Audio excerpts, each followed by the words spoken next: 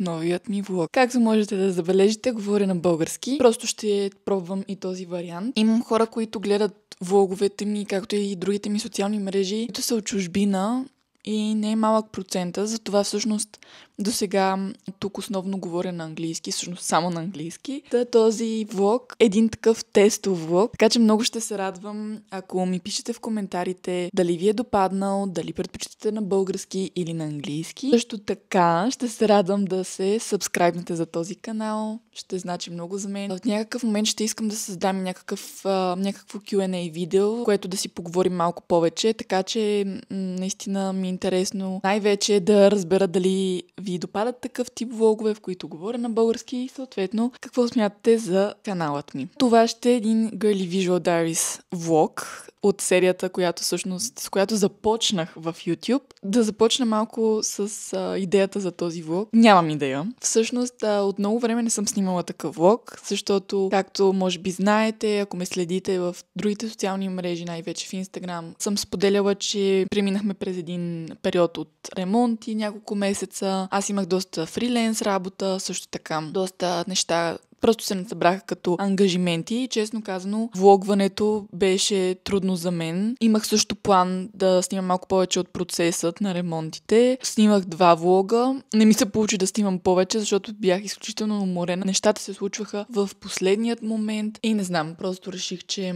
ще оставя тези 2 влога и всъщност планирам да направя 3-то видео, в което да ви поканя виртуално у нас и всъщност да видите финалният резултат. Той още не е такъв, какъвто искам да е. В момента снимам от спалнята ми, така че може да видите каква е естетиката и какво е усещането на пространството. Но да, просто скоро време мисля да снимам и такъв влог, но на този етап просто се радвам да хвана най-накрая камерата и да заснема няколко мои дни. Но ми е доста интересно, защото наистина до сега не съм говорила на български във видео, поне в YouTube видео. Сега днес какво имам да правя? Всъщност този уикенд е доста по-спокоен в сравнение с предходните ми уикенди. Предстоят и доста интензивни уикенди. Днес се чудех дали ще имам интересно нещо да ви покажа, но реших, че само го отлагам, което не е хубаво и просто още със ставането си реших, че ще снимам днес. След малко трябва да се отправям. Имам едно coffee date гости при един мой близък приятел, така че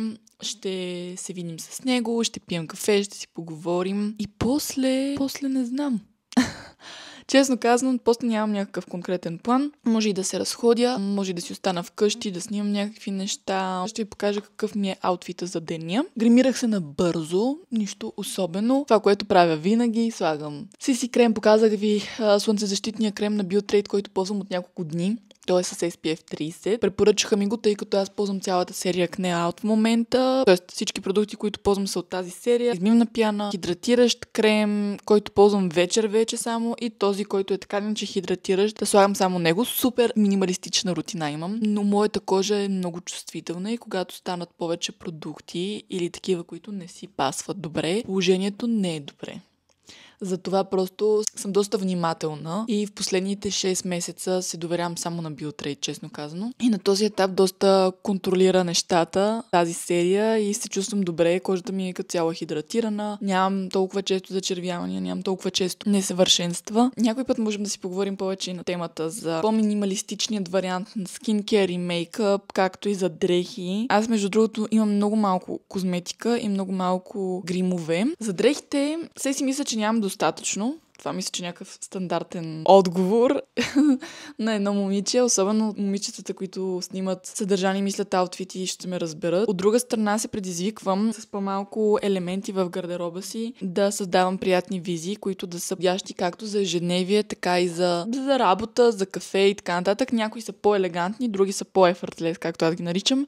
Ето го аутфитът за днес, без обувки в момента. Буквално съм се облякла с първото, което усетих, нищо особено, но аз честно казано горе-долу така се обличам и в ежедневието ми. Често хода и така на работа. Разбира се, много зависи каква работа работите и дали ви позволява да се обличате с дънки и с пуловер и така нататък. Много обичам workwear outfits. Честно казвам, доста се инспирирах от Борислава Секова, която беше качила брутални workwear outfити. Много смело съчетаваше, много ми хареса. За днес, особено за неделя, просто реших, че този пуловер от H&M, който съм го показвала неведнъж, дори във влоговете съм се снимала, е супер. Дънки Рамките са от Trendy Confession. Те тук са малко по-късички и са навити. Коланът ми е любимия колан. Нося го ама нон-стоп. И е от By Far, от първата или втората разпродажба в София, която имах. Това якенце, което си има история с мен. Това яке, то е от Massimo Dutti и беше пуснато в колекцията Есен-зима, ако не се лъжа, края на 2024 в магазините. Аз го пробвах над 3-4 пъти. Имам този навик да отида в Massimo особено. Това якенце го гледах и пробвах. Не знам, силно над 4-5 пъти есента. Не си го взех, но го взех, мисля, че февруари месец го бяха намалили на 40-50%. Пробвах го отново и си казах, добре, много ми харесва, чудех се дали ще го съчетавам. Честно казано, съм го носила този месец над 10-15 пъти, което мисля, че е доста добре. Кефи ме много как седи с пуловер и особено сега в това време, което е между 13 и 17-18 градуса. А също така съм го пробвала и с блузка или с тениска. Отгоре това и отгоре по-оверсайз пълто. Мисля да мина да си взема нещо за закуска, може би някакво барче, защото нямам нищо в нас. Нещо набързо и се отправям към моя приятел да пием кафе и да си бъбрим.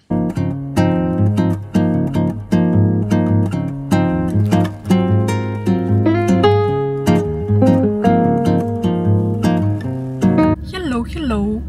Имах много приятен кофи дейт с мой близък приятел, както ви споделих. Направи ми брутално капучино. Прихме си вече обяд и всъщност съм в колата, защото чакам приятеля ми да слезне. Трябва да ходим до Юск. После може би ще хапнем и не знам дали ще правя нещо друго, но ако има нещо интересно, задължително ще ви снимам. Ако ли не, ще се видим в понеделник, защото е първият работен ден. Ще гледам да снимам максимално много. Планирам да ида на йога или на фитнес. После ще ви покажа аутфита за деня.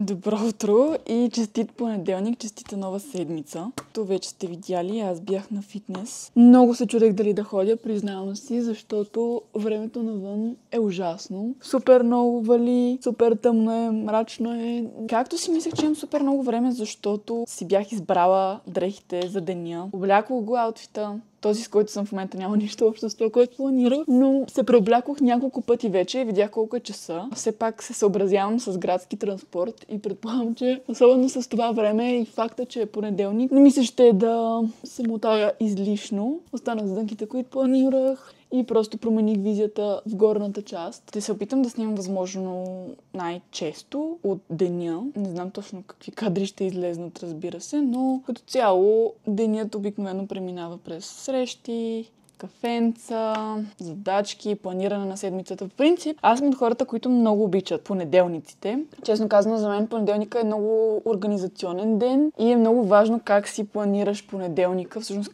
какво правиш през този ден, защото има няколко варианта. Единият вариант е нещо, което понякога е трудно избежно, защото и външни фактори влияят. Но за мен понеделника е много хубав, защото успявам старая се да влезна плавно в седмицата. Разписвам си нещата, които имам както за офиса, така и за извън него. Задачки, фриленс проекти. Общо взето старая се да се върна към това да си планирам и съдържанието за YouTube и за Instagram. Понеделник обикновено си отделям някакво време, половин, един час. Зависи. Да си планирам и мисля, че планирането е супер важно. Първо си поставям някакви цели. В принцип имам планер, който съм снимала, мисля, че и тук. Имам такова видео в канала ми за goal setting, което снима в края на 2024, началото на 2025. Ако ви е интересно, там споделям малко повече как си планирам годината, как си поставям цели, изобщо какво правя с този journaling. Честно казвам, това, което най-много ме дразни в понеделниците е как хората са супер напрегнати. Всичко трябва да се свърши сега и веднага и това мен лично много ме дразни. Сетваш си настроението за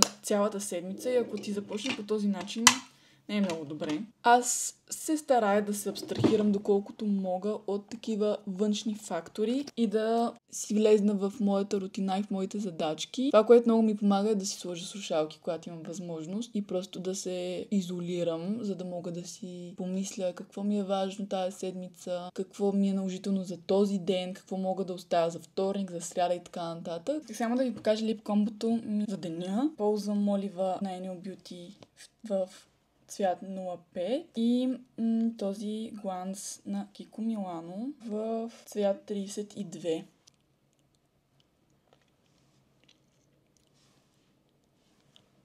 Ето го аутфита за деня, както ви обещах да ви го покажа. Отдолу съм с жилетчица, жакет се води някакъв от Massimo Dutti, блузка съвсем стандартна бяла, колан от COS, дънките също са Massimo и тези боти от Reserved. И чантата също е от Reserved.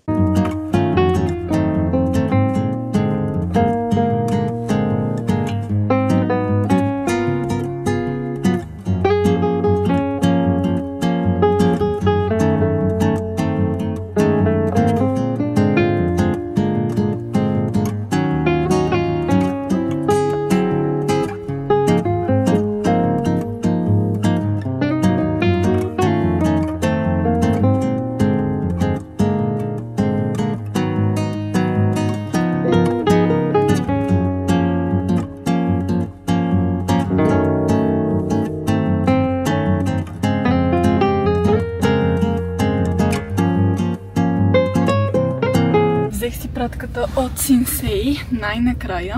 Те вечеряме, може би ще минем през Сердика да хапнем нещо. Дали ще разглеждам нещо по-скоро не, но никога не се знае. Зависи в колко стигнем.